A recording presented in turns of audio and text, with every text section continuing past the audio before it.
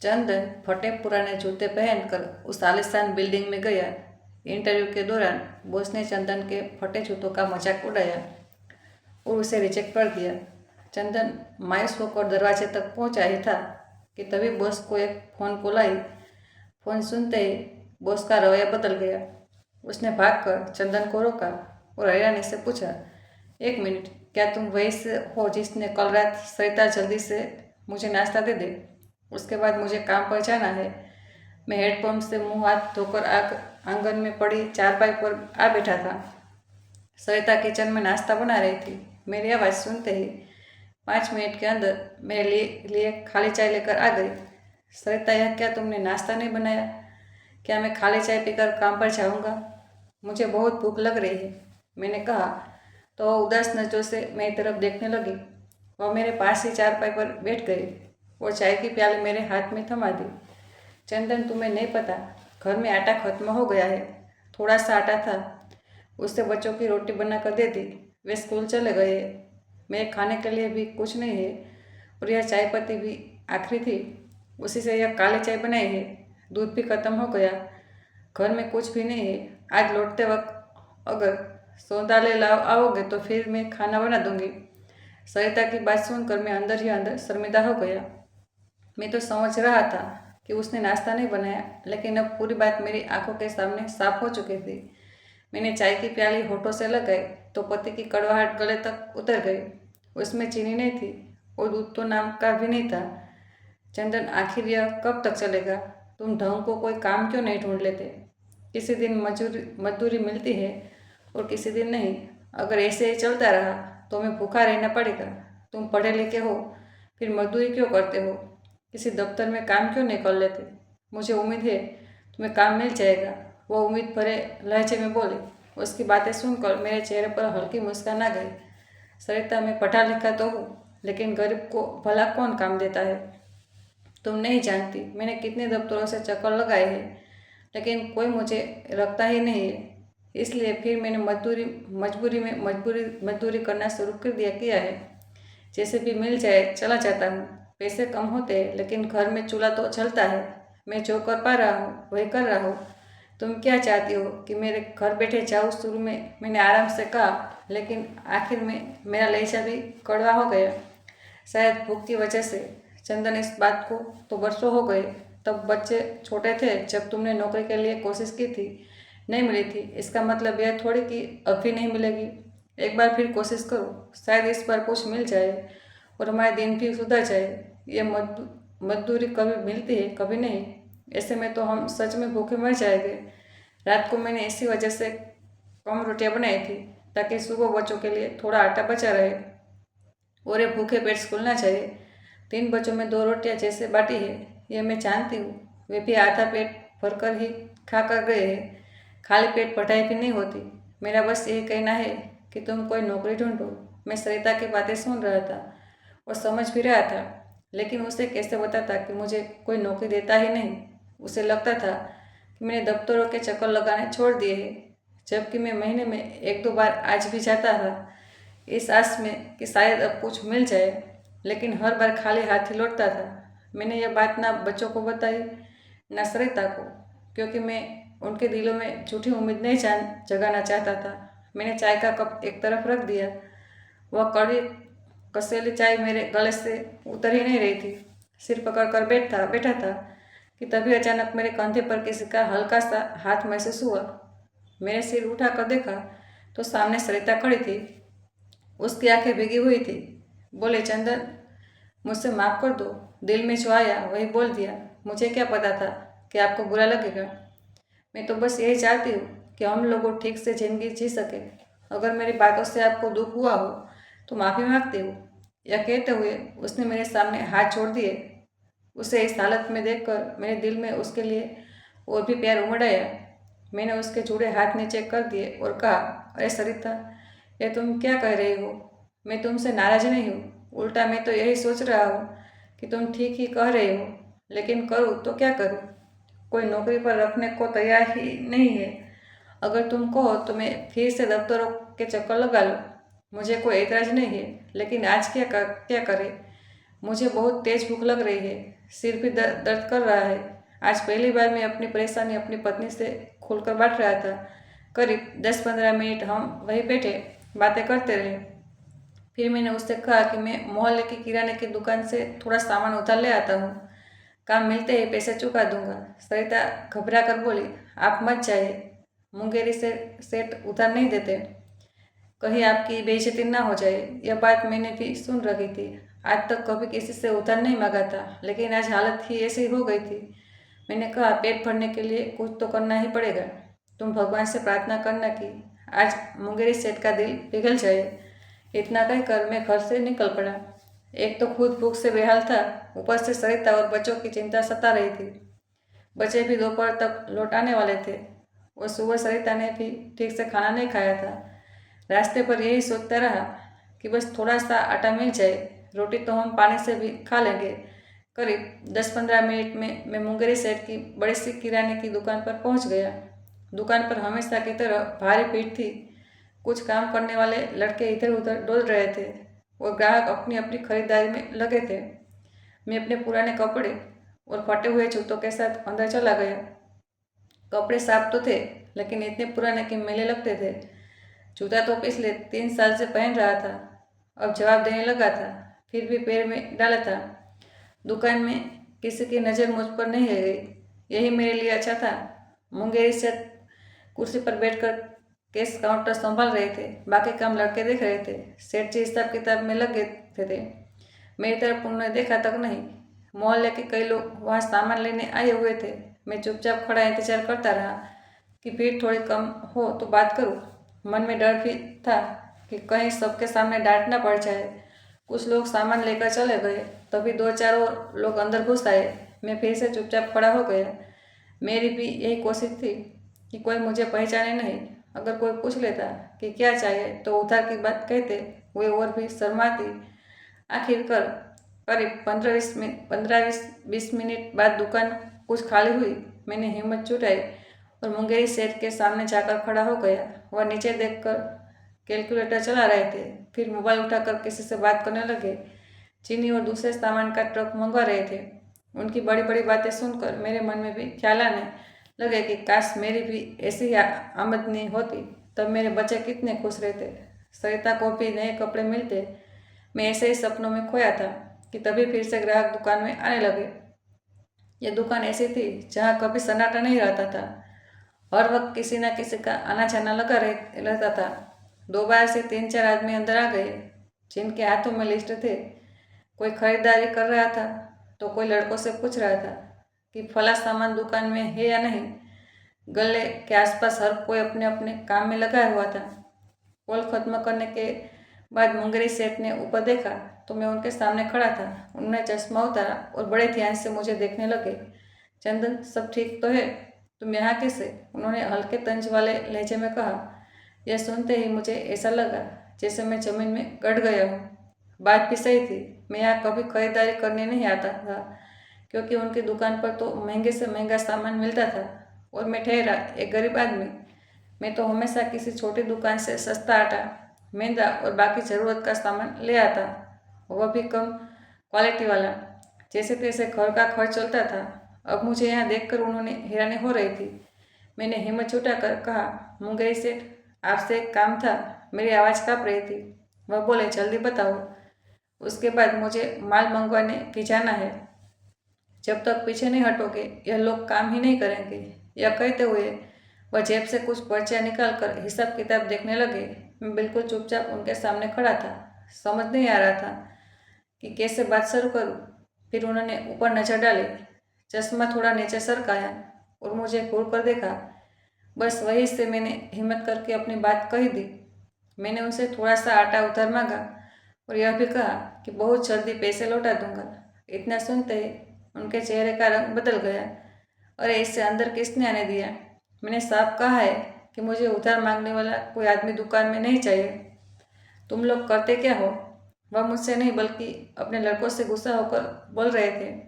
दुकान में काम कर रहे 6-7 लड़के और ग्राहक सब हमारी तरफ देखने लगे। मैं सिर झुकाए सीने पर हाथ बांधे किसी नौकर की तरह खड़ा था।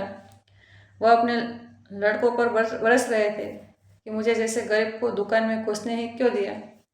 तभी एक लड़का आगे आया और मेरा हाथ पकड़कर मुझे बाहर ले जाने लगा। बाहर आकर उसने कहा, भैया कुछ तो समझो, हमारी नौकरी क्यों खतरे में डालते हो।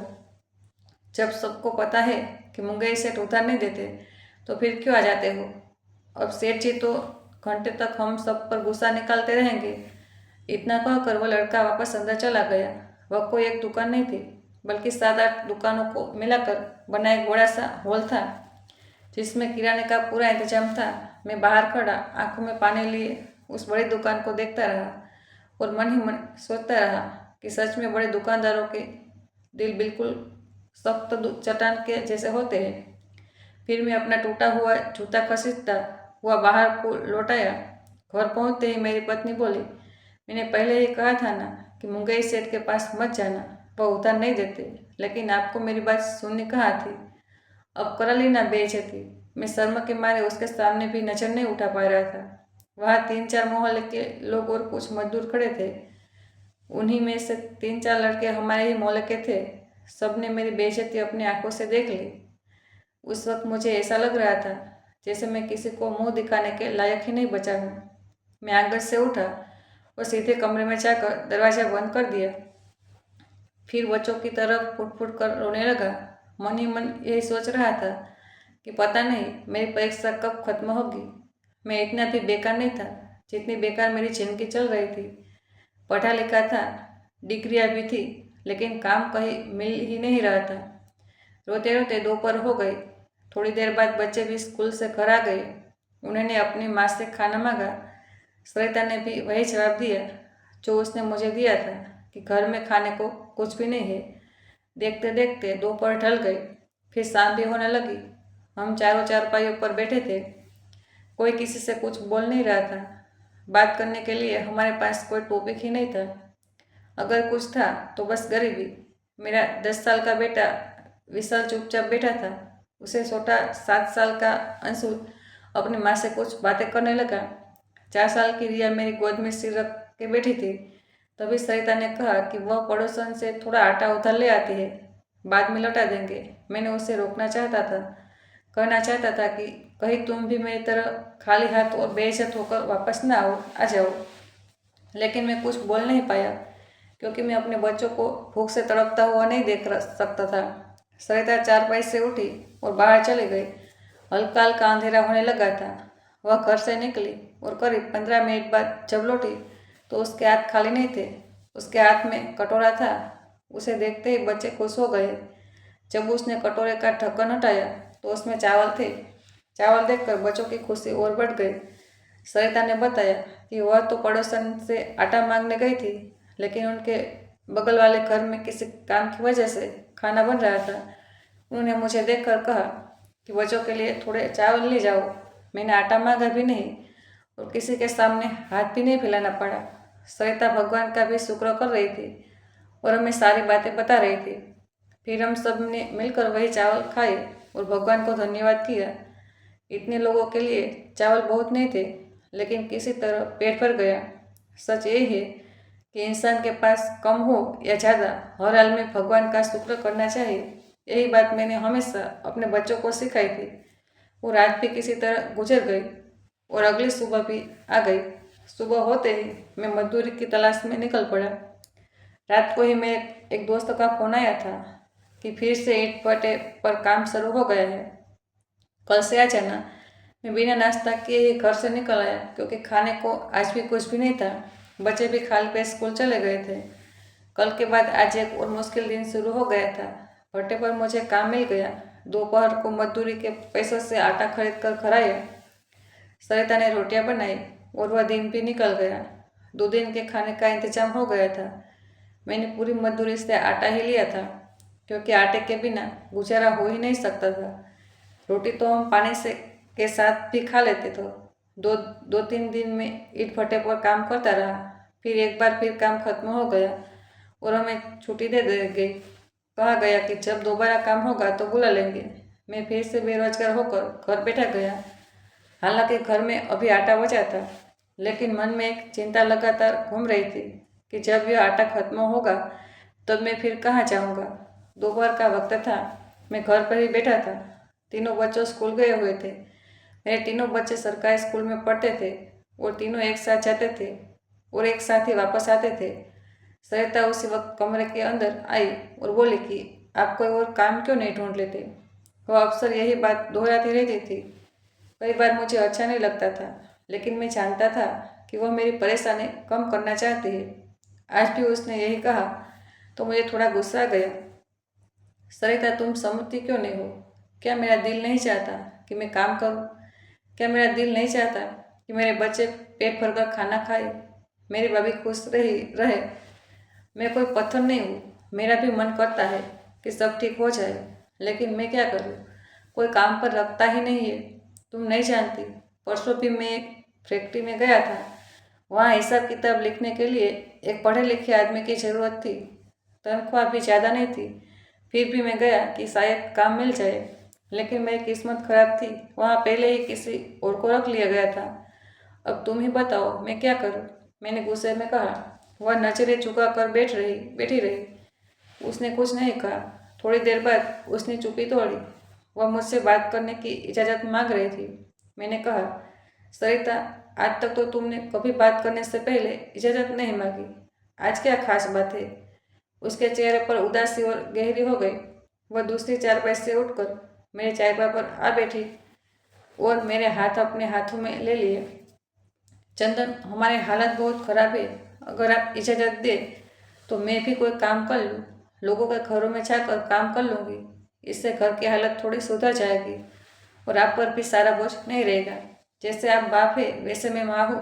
मेरा भी फर्ज बनता है कि बच्चों के लिए कुछ करूँ। वह जानती थी कि मुझे औरतों का बाहर जाकर काम करना पसंद नहीं है। मैं नहीं चाहता था कि मेरी बीवी दूसरों के घरों में नौकरानी बने, लेकिन हालात इतने खराब थे कि उसने हिम्मत करके यह बात कही थी। सरिता, तुम्हें पता है, मुझे यह सब पसंद नहीं। मुझे बिल्कुल मंजूर नहीं कि तुम्हें दूसरों के घरों में काम करने जाओ। वहाँ मर्द भी होते हैं। तुम नहीं जानती दुनिया कैसी है। काम करने वाली औरतों के साथ लोग क्या क्या करते हैं, तुमने दुनिया नहीं देखी है। मैं बाहर निकलता हूँ, मुझे सब पता है। बस ये बात छोड़ दो। मैं खुद कुछ ना कुछ कर लूँगा। तुम घर पर रहो। मैं नहीं चाहता कि मेरी बीवी बदनामी अपने गले लगाए। मैं उसे समझा रहा था। मेरे लहजे में शक्ति भी थी और दर्द भी। वह हाथ जोड़कर समझाने लगे कि चंदन, यह सोच छोड़ दीजिए। हर कोई बुरा नहीं होता। मुझे कोई ना कोई काम मिल ही जाएगा। घर की परेशानी कम हो जाएगी और आप भी थोड़ा हल्का महसूस करेंगे। मैं उसकी बात सुन रहा था, लेकिन मन ही मन तय कर चुका था। किसी भी हालत में उसे काम की इजाज़त नहीं दूंगा। फिर भी मैं प्यार से समझा रहा था, क्योंकि मैं उसे समझाना चाहता था, डराना नहीं। कुछ देर वह खामोश रही, फिर बोली, ठीक है, जैसे आपकी मर्जी। आप जो सही समझे वही करें। मुझे आटा लाकर दे दीजिए। बच्चे स्कूल से आने वाले हैं। रोटियां भी बनानी है। जब आपको मेरा काम करना मंजूर नहीं है तो ठीक है, मैं भी आपकी बातों में दखल नहीं दूंगी। जैसा आपका दिल कर वैसा करे। उसके लहजे में नाराजगी साफ झलक रही थी। वह मुझे यह जताना चाहती थी कि अब सब कुछ मेरे ही भरोसे है। मैंने उसी वक्त कह दिया, सरिता, चाहे मुझे भूखा सोना पड़े, चाहे बच्चों को भी भूखा सुलाना पड़े, लेकिन मैं तुमसे काम नहीं करवाऊंगा। काम में भी फर्क होता है। तुम पढ़ी लिखी नहीं हो। दूसरों को घरों में झाड़ू पोछा करना मुझे मंजूर नहीं। अब तुम खुद सोचो, हर घर में मर्द होते हैं।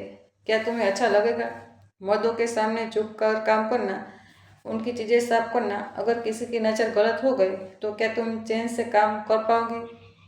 मैं उसे फिर से समझा रहा था। यह बातें सुनकर सरिता की आंखों में नमी आ गई और वह नामी सिर हिलाने लगी। नहीं चंदन, यह मुझे बिल्कुल भी मंजूर नहीं है कि आपके अलावा कोई और मुझे और नजर डाले। मैं तो बस आपकी मदद करना चाहती हूँ। रोते हुए उसने मुझे गले से लगा लिया था। हाँ सरिता, मैं भी तो यही कह रहा हूँ। जो होगा देखा जाएगा। तुम क्या खुद को जलील कर रही हो? कोई चिंता की बात नहीं है। मैं खुद कुछ ना कुछ कर लूँगा। तुम परेशान मत हो। मैंने उससे कह तो दिया, लेकिन अंदर ही अंदर में यही सोच रहा था कि आखिर मैं कर भी क्या सकता हूँ। सरिता, तुम ऐसा करो, किसी पड़ोसन से थोड़ा सा आटा उधार ले आओ।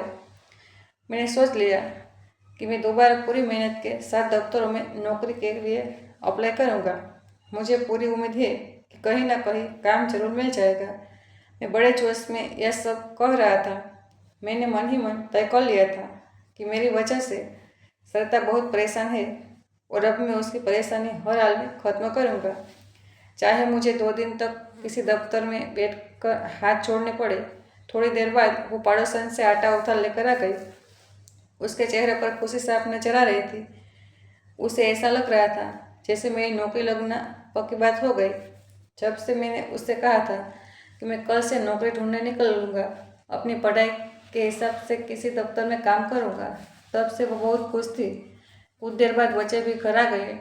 फिर हमने मिलकर खाना खाया। उस दिन हमने पेट भरकर खाना खाया। रात को खाना नहीं बनाया क्योंकि थोड़ा सा आटा बच गया था, उस सब के लिए रख लिया गया था। वैसे भी दोपहर में खाना खा लिया था, रात को ज़्यादा भूख नहीं थी। खाना खाने के बाद मैं अपने दोस्त से मिलने के लिए घर से निकल गया। वह भी नौकरी की तलाश में भटक रहा था। मैंने सोचा शायद वह मुझे कहीं नौकरी दिला दे। उससे मिलकर मैं रात करीब 9 बजे वापस आ गया। सुबह बहुत जल्दी मेरी आँख खुल गई।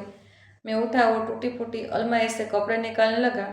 पहले जब मैं मजदूरी करता था तो कोई भी फटे पुराने कपड़े पहनकर चला जाता था, लेकिन अब तो मुझे ऑफिस में काम के लिए जाना था, इसलिए अपना हुलिया भी ठीक करना जरूरी था।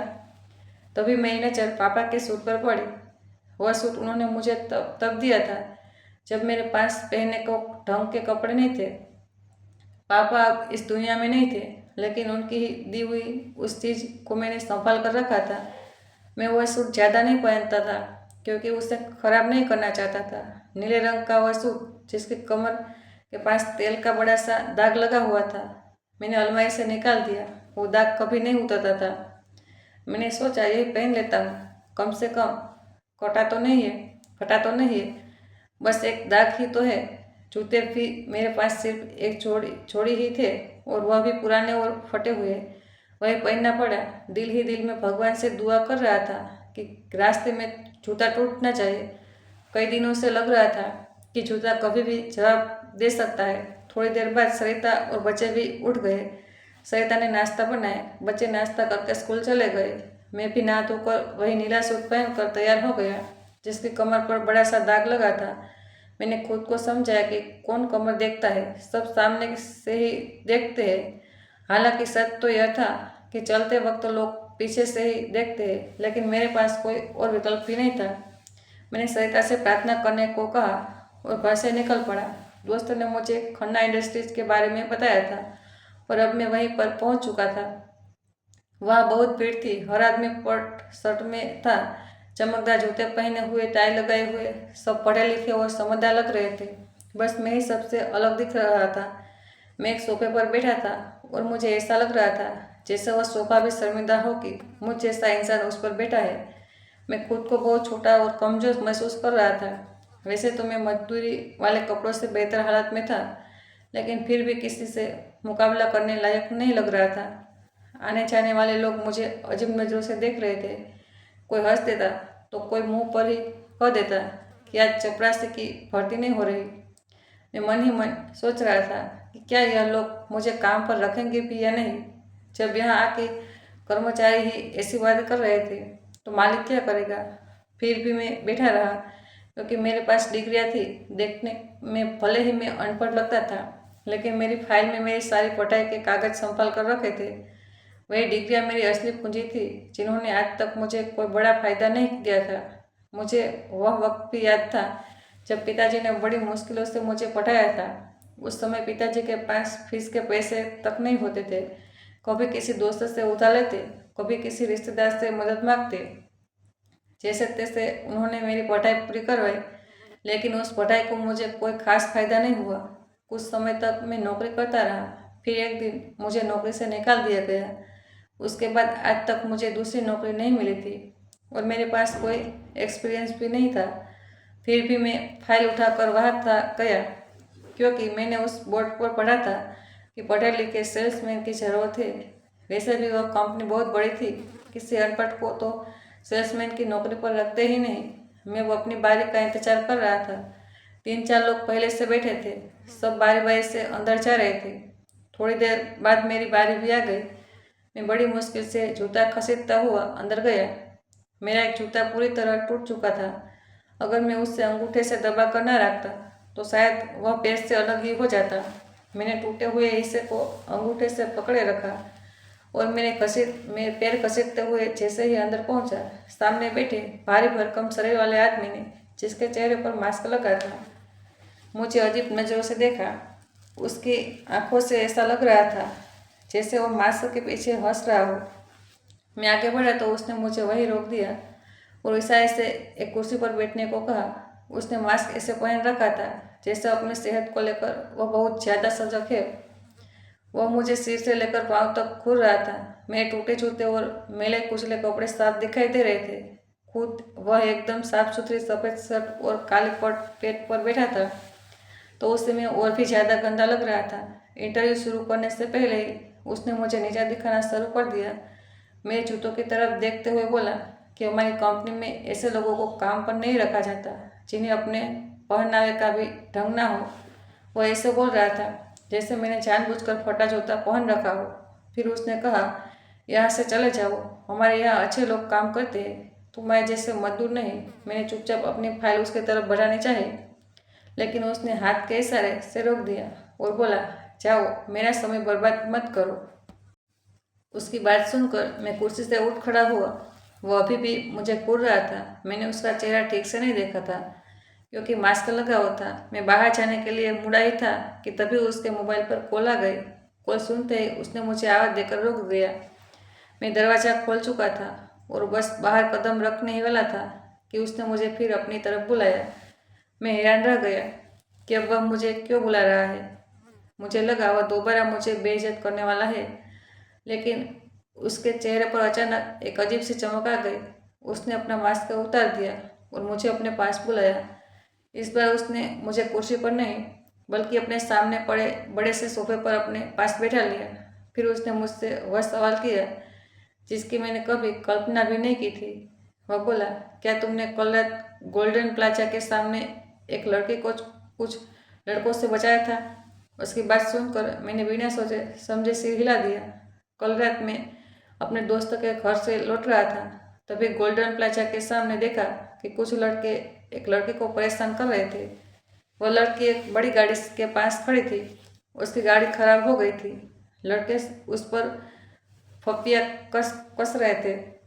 मैं करीब जरूर था, लेकिन हिम्मत मुझे में भी थी। मैं उन लड़कों से भिड़ गया। थोड़ी बहस के बाद वे लड़के वहाँ से भाग गए। लड़की ने मुझे धन्यवाद दिया। उसने फिर मुझे पैसे देने की कोशिश भी की, लेकिन मैंने पैसे लेने से मना कर दिया और वहाँ से चला गया। मेरी बात सुनते ही उस आदमी ने अचानक मेरा हाथ पकड़ लिया और गर्मजोशी से गले लगा लिया।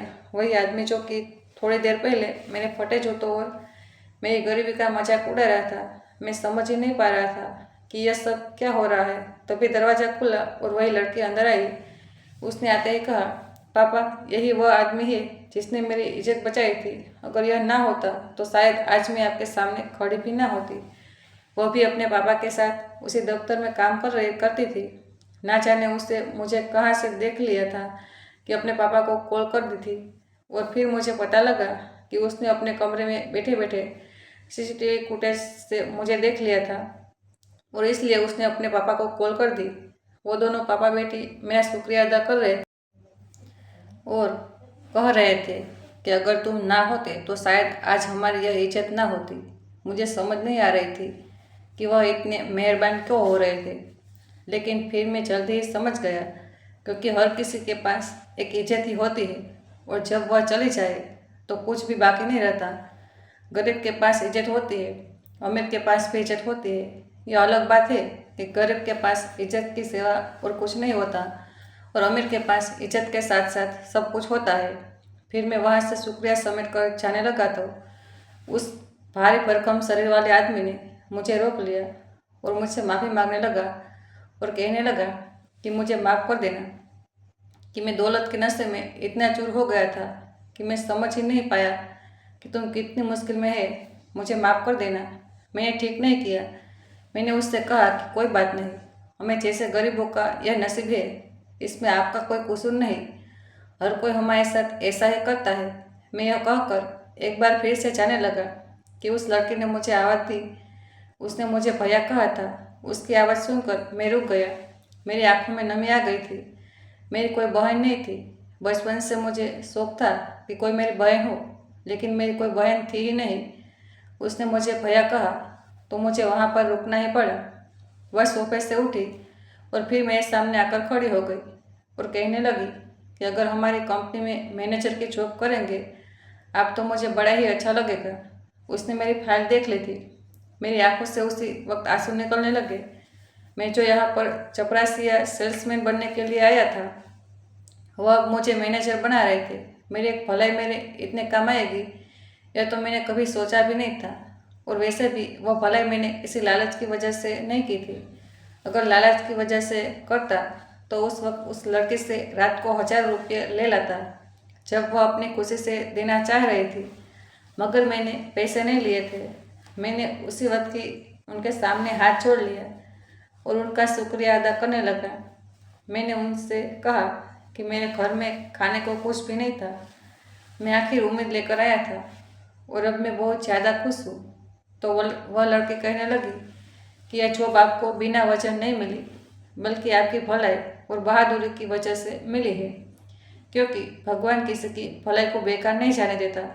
अगर आप रात को ना आते तो शायद मैं आज जिंदा ना होती, और अगर जिंदा भी होती तो शायद मेरी वह इज्जत ना रहती, क्योंकि वह लड़के बड़े ही बुरे थे। उन्होंने मुझे अजीब अजीब धमकियाँ दी थी। वह मुझे अपने साथ ले जाना चाह रहे थे, मगर आपने मुझे बचा लिया। मैं एक मैनेजर की पोस्ट पर लगने के बाद जब घर पहुंचा तो मेरी सरिता और बच्चे मेरा ही इंतजार कर रहे थे। मेरे हाथ में मिठाई का डब्बा और जेब में एडवांस रुपये पड़े थे। मेरी सैलरी भी बहुत ज़्यादा थी दोस्तों, तो उन्होंने वैसे ही एडवांस दिए थे क्योंकि वह मेरे घर के हालत से वाकिफ़ हो गए। मैंने उन्हें कहा था कि मेरे घर में खाने को कुछ नहीं है, तो उन्हें मुझे एडवांस में रकम फी दे दी जिसमें मैंने मिठाई का डब्बा खरीदा और बाकी पैसे मेरी जेब में पड़े थे।